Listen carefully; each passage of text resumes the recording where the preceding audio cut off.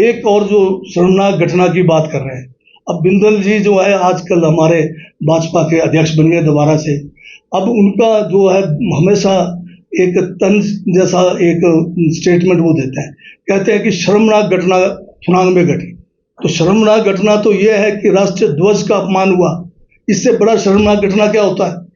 अगर मेरे साथ कोई घटना होती कोई बात नहीं, पर ये तो राष्ट्रीय ध्वज का अपमान हुआ है, और राष्ट्रीय ध्वज के अपमान को ही शर्मनाक घटना कहा जा सकता है। बाकी क्या शर्मनाक घटना हुआ कि चंद बीजेपी के ठेकेदार, चंद बीजेपी के जो वहाँ पर जो मकान मालिक है, जहाँ पर बच्चों को भारी भरकम जो है किराया लेके रखते थे, सब शब्दों में उन्होंने कहा कि अगर एक कॉलेज शिफ्ट हो जाता है तो उनके जो है व्यवसाय के ऊपर जो है फर्क पड़ेगा।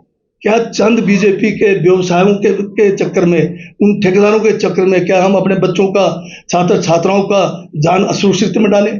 कोई बच्चा जो है थुनाग के कॉलेज में जाने को तैयार नहीं होगा।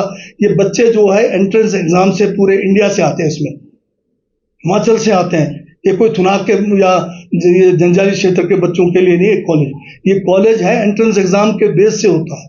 तो इन बच्चों को अगर वो नहीं आएंगे तो हम कॉलेज कैसे चलाएंगे?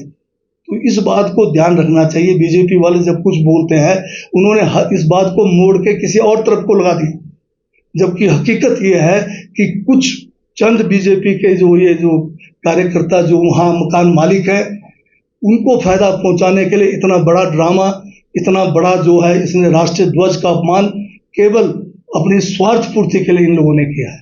मेरा नहीं करो कोई बात नहीं, कम से कम राष्ट्रीय ध्वज के बारे तो एक शब्द बोलो।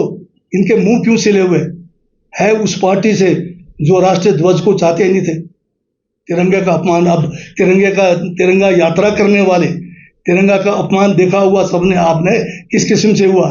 तिरंगे के ऊपर काले कपड़े, तिरंगे के ऊपर कहते हैं जूते मेरे ऊपर नहीं बजे, जूता जो है तिरंगे के ऊपर फेंका गया, अगर फेंका गया है। परंतु जो बीजेपी वालों ने इकट्ठा किया हुआ है, जो इनके पास है, उसमें भी राशन में बांटने में भी भेदभाव कर रहे हैं। जो पैसा इनके पास करोड़ों के हिसाब से आज इकट्ठा हुआ है, उसमें ये कह रहे हैं दानवीरों से कि आप इसके ऊपर जिसको देना है उसका नाम मत लिखिए, ब्लैंक चेक दो, ताकि हम अपनी उसके हिसाब से देंगे।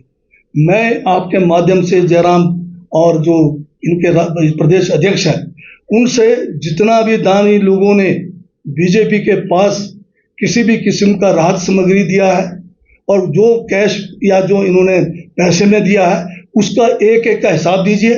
किस किस व्यक्ति को ये कैश बांटा गया है, किस किस व्यक्ति को ये सामग्री दी गई है, ताकि एक पारदर्शी तरीके से हमें पता लगे कि ये पैसा जो है इसका दुरुपयोग नहीं हो रहा है, इसका भेदभाव नहीं हो रहा है। ये हम इनसे जो है, मेरा इनके ऊपर आरोप भी है, और इनसे अगर ये जो अपने आप को बड़े नापाक कहते हैं, अगर पारदर्शी की बात करते हैं, पारदर्शिता का एक लिस्ट जारी करें कि कितना करोड़ रुपए जमा हुआ है और वो किस किस व्यक्ति को दिया गया है और कितना सामग्री जो है आपके को प्राप्त हुआ है। मेरी जानकारी में ये है कि बहुत सारा सामग्री भाजपा के लोगों ने अपने जो स्टोरों में इनको रखा हुआ है, जो है अपना जो है पिक एंड चूज करके उसका बांटेंगे। तो ये जो है राहत के काम में भी भेदभाव करने वाले लोग हैं।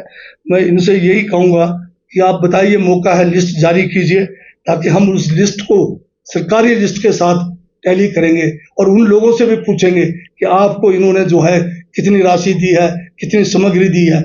यहाँ पता लग रहा है जैसे लोगों ने, अब ये जो है बिंदल जी कहते हैं कि बहुत सारे हमने जो है किचन के किट्स दिए हैं। पता लग रहा है किसी किसी व्यक्ति को तो 10-10 कुकर भी दे दिए, किसी के पास एक भी कुकर नहीं है। ये है भाजपा के काम करने का तरीका। हर जगह पे राजनीति करेंगे, हर जगह पे वो जो है ऐसा करेंगे, भेदभाव करेंगे, क्षेत्रवाद फैलाएंगे।